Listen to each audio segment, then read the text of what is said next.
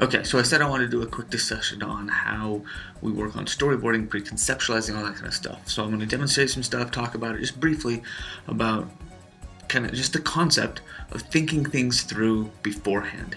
It's something that will help you out in the long run in any project that you do that involves video, and any project that you do in digital media anywhere. Knowing exactly how things are going together and how it's going to work helps on many levels. First, it'll help you think through the project. So let's just stick with this basic video that we're doing for Video Project 2. It'll help you think through the project, get the shots and the sequences beforehand so you know exactly what you need. But it also will help you catch any problems that you might have, beforehand. If you start to sketch things out and you can catch the reversal of the axis, the confusion of where things are, and it will also help share your vision if you have people doing things for you, actors or directors of photography, whatever you might have as a crew. If you can storyboard, everybody catches the same vision and they can deliver exactly what you're thinking. If you're constantly walking through and explaining shots and hoping that people understand what you're going for, they're not going to be able to see the full scope of the project. You probably noticed that in class yesterday when we all got together and we all did our own individual shots. It was nice because we kind of worked as a committee. Everybody framed up the shots and we got a lot of great shots and worked it out.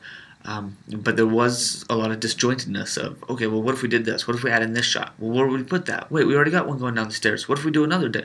We can't have too many people going down the stairs. Do you remember those conversations? Having a storyboard at the front would be able to point out and say, okay, here's the shot of him at the top of the stairs. Here's the shot of his hand on the rail. And it's super short, and then we see just his feet coming down, and we can catch any of those continuity issues and tell that story thoroughly. So the idea of conceptualizing has many levels to it. The one I'm going to focus on right now is storyboarding, but it also includes things like just thinking about your shots, having a script ready to go so that you can share that script with other people. Sometimes one person writes the script, another person storyboards it. Sometimes it's all you doing everything. So for right now, I want to point out some things that are important in filling out a storyboard. Why? Because you're going to have a storyboard for video assignment number 3. For 2, I think it'll be helpful and you should do it, but it will be required for number 3. Got it. Here we go. So let me show you some stuff. Just a simple way to fill out a storyboard. It's very easy. Ideally, a storyboard has one square that represents the frame of your camera for every shot.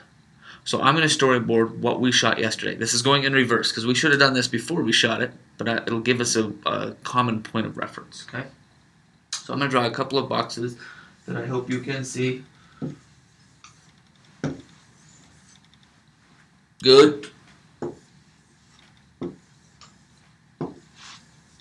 Those are my rectangle boxes. The rectangle boxes represent the widescreen aspect ratio that our cameras shoot in. So it gives us an idea of how we're going to frame things. So here's 6 shots. Underneath each of these, depending on which template you get or what you use for a storyboard template, you may have a room to write some either script, dialogue, or just notes underneath each of those storyboards. This particular storyboard that you're looking at here is on my whiteboard. The one that you can use, that you can have for turning in to me for Video Project 3, and or if you want to use it for Video Project 2, is in the File section of Canvas. Just click on that, go to Storyboard Widescreen, download it, and use it for yourself. It looks almost exactly like this. So here's the key. When you start, let's think about our shots. First shot that we did, and again, we're retroactive here. This would be, for you, it's going to be thinking forward. You'll do this before you shoot anything. But for our first shot, we had the door kind of framed up, half open, and then there was the wall, and our good buddy Sean was walking right out that door. And we only saw about that much of him. Right? I'll zoom into that so you can see it. That was our first shot. Now, we should, in a storyboard, show everything that we can so we have a clear understanding. This picture to me right now says Sean is standing in the door. But for an effective storyboard, and might I add at this point, it's not about how well you draw, it's not about how much detail you put into it. The important part is that you convey the right message, the right framing, and the right shot. And I'll show you some examples, good and some bad examples, in just a little bit. But for this one, if I had an arrow this way, that tells me that Sean's walking through the door, right? Simple. What was our next shot? We had one where he walked. Let's see. There was a corner here and a wall over here, and Sean kind of walked through, and we saw the back of his head. So I sketch him here, and I'm going to draw an arrow going that way. Do you remember that one? Sean was there, and this is the back of his head. And again, just because I might need that note, I can say that Sean walks away. Simple. Okay? Shot after that, let's have Sean stepping at the top of the stairs. Remember, we walked him around the corner, we stood him at the top of the stairs. So, there's our stairs. The hallway's coming down. Hallway's coming down. And we saw, these are all stick figures. We saw Sean come to the top of the stairs. There. Okay? Are you following this so far? Every shot gets a storyboard. I'll show you some problems. I'm going to finish this up with the next 3 shots, and then I'm going to show you some do not do's. Okay? So here's Sean coming down. We then did a shot of the railing. So we had the railing kind of lined up here. We could see, and mostly it was all just wall and railing, I think. And then we had Sean's hand coming in the shot. So I'm going to draw an arrow to be like, okay, this is a clean entrance. And then we have Sean's hand coming in. Again, I'm a very good artist, but this isn't about being a great artist. This is about getting that idea. As long as I can explain it to somebody and say, do you see that? That's his hand grabbing a railing. That's what matters. And if I need to annotate it with a quick grabbing rail, that suffices.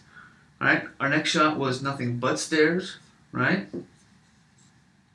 And feet coming down. So we have, again, I would take a little bit more time on mine, but not necessary for you guys. I honestly don't think, I mean, I can hear you all complaining now, oh, I can't draw, it's so hard. It doesn't matter. It's all about just capturing that framing so that when you put the camera out there, it matches what you've drawn, okay? So, boom, boom, boom, boom, boom. And then I believe we did a shot here where we saw the television studio sign. And again, we have Sean facing this way, walking past the sign. Alright? This tells me framing. Look at all those shots. You can see the framing on each of them. So at this point in my storyboard, I'm like 6 shots into my story. And from each one, I can tell this one's a medium. This one's a pretty good medium shot. Again, medium shot because we saw all of him. 1 tight shot, 2 tight shots, back to somewhat of a tight shot. Because we did crop them pretty tight. But it's all that information is included in the storyboard. I'm going to show you some things to avoid, okay?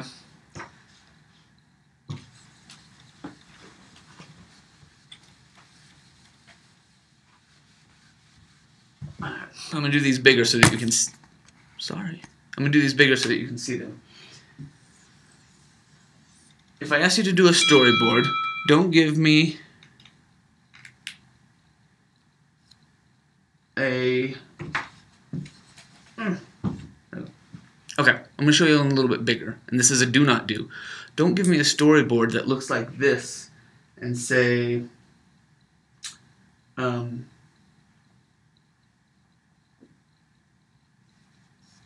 like maybe you draw those stairs, and you draw Sean walking in,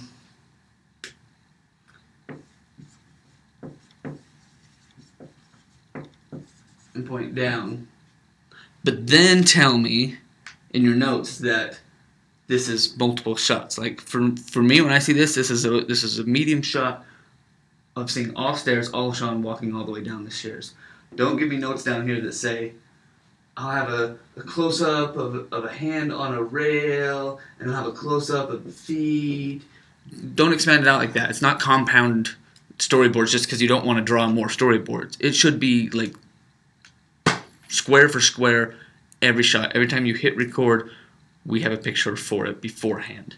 One time I did get one that caused some grief for the editor. They drew a table like this. They put their chairs around it, and then they put these like egg containers, and they were doing an Easter egg dyeing thing. And they showed me that shot. That to me says full table with people sitting around dyeing Easter eggs, right? Here's the problem. They had 3 of these shots in a row, right? So the very next frame was the same table, the same chairs, the same people, the same eggs. Everything was the exact same in the shot. And I said, why do I see the same shot twice in a row? And they said, well, this one, they're dipping the eggs in. I was like, okay, so if they're dipping the eggs here, how is that different than this shot? What's the difference of the framing? Oh, well, this one, all we see is just the cup and the egg going in. Oh, in that case, draw that. Don't draw the whole table of the kitchen.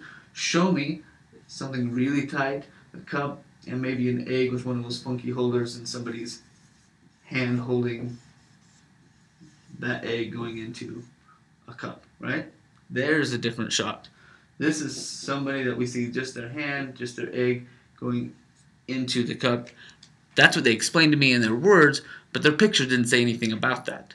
So when you storyboard your piece for number 3, I will grade it and you will approve it. I will see that storyboard before you shoot, and we'll talk about some of these things. But the key is simply have a shot or a square. Have a square for every shot that you're going to do. Okay. Any other notes you want to put down in scripts underneath the note section, you can write what they say, what we hear, or just a direction to the cameraman. Push in, pull out. Usually camera directions are done with arrows as well. Like if this was going to be a push in, a zoom in, I would do a couple of arrows on the side.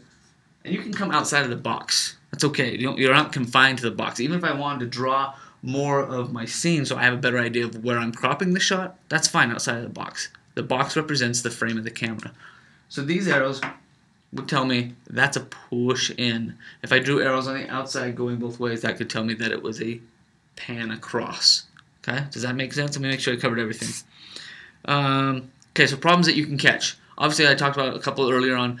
The problems you're going to be able to catch when you storyboard are wide and varied, but some of the main ones are just continuity issues. Making sure that each piece goes from one shot to the next shot. That clean entrance, clean exit. If you storyboard it out, you'll be able to capture that clean entrance and that clean exit and not have to worry or double think yourself and be like, okay, well, he came in from the left side on this one and went out the right side. So on the next one, he has to go left to right. If you storyboard it, you'll catch all that on paper before you take the trouble of setting up camera shots or, make your actors sit around. I've been on shoots like that where the actors are sitting around for 3 and 4 hours while everybody figures out what shots they really need. That should have been done well before the time that people showed up to help out. Alright, other problems that'll catch, props. If you find that you need a prop, if you storyboard it out and you have somebody dyeing Easter eggs, you know that you're going to need all of the utensils for dyeing Easter eggs. So knowing what props you're going to need, it also will help with pacing. If you look at 3 or 4 sheets of storyboards and you can watch through shot, okay, this and this and this, you should get a full sense of what that piece is going to look like and know the pacing. If you start seeing the same kind of medium shot and you realize that you're seeing the same person cropped at about the same space, through the entire thing, then you're probably going to have a pacing problem. The variety of shots that come from being super wide, kind of medium, kind of tight, back to wide, medium, that variety creates a rhythm and a pacing that kind of speeds things up. If it's monotone in the way that all the shots kind of frame out the same angle or the same distance, it really slows things down, right? So think about if you were shooting a guy throwing a frisbee to his dog in the park. If you can see from end to end the entire park and you see the guy on one side and the dog on the other side, right? So here they are. Guy, dog, and you're seeing everything in the park in between. And if you watch a series of shots of that dog catching the frisbee, taking it back, catch the frisbee, take it back, catch the frisbee, take it back, if you saw that over and over 5, 6 times, it would be very boring if it were all widened out to the same shot. But if you start mixing in shots like wide, throw the frisbee, medium, dog runs in, catches the frisbee, and that's all we see, and then tight, where you see nothing but the dog with the frisbee in his mouth, right there. That kind of stuff will help pace that story, and you can tell the same story, but it's going to be much more engaging and pull the viewer along because you see these kind of varieties and you focus in on things that they need to see. You know, all of that. Show that action. All right, I think you've got the idea. It sounds pretty simple, really. This is just kind of a reinforcement to take a few minutes before your shoots to think about them, before you fire up the camera, before you call everybody and say, "Oh, what are we going to do? Well, how about we do a story about you getting milk out of the fridge?" Think about it first, storyboard it, make it interesting, and then call people up and say, okay, here are the shots we need. It makes production go so much faster. You'll find that if you take just even 10 minutes to sketch quick storyboard stuff with stick figures before you go and call people in to shoot, your production time, the actual like running of the camera, is going to take 10 times less. So just take a few minutes beforehand to think about what your frame is going to look like. Again, artistry doesn't matter here. Some of the details matter, like where the frame is, and what is in the frame, what actors are in the frame, what props are in the frame, what movement is happening on the frame, if any. And if you take that time beforehand, you'll save a lot of time when you pull the camera out. And, surprise, save a lot of time in editing, because you'll know exactly how things are going to go together and how they should go together before you sit down. You will save tons, and I mean tons of time. Alright, that's all. Enjoy your weekend. Have a nice party time. See you guys next Thursday. I do have some blog posts and other things that I want you to read, and I will share those with you shortly. Just things to talk about creating content for transmedia or across different kinds of media. So we'll cover all that. Okay, rock on, one and all. See you soon.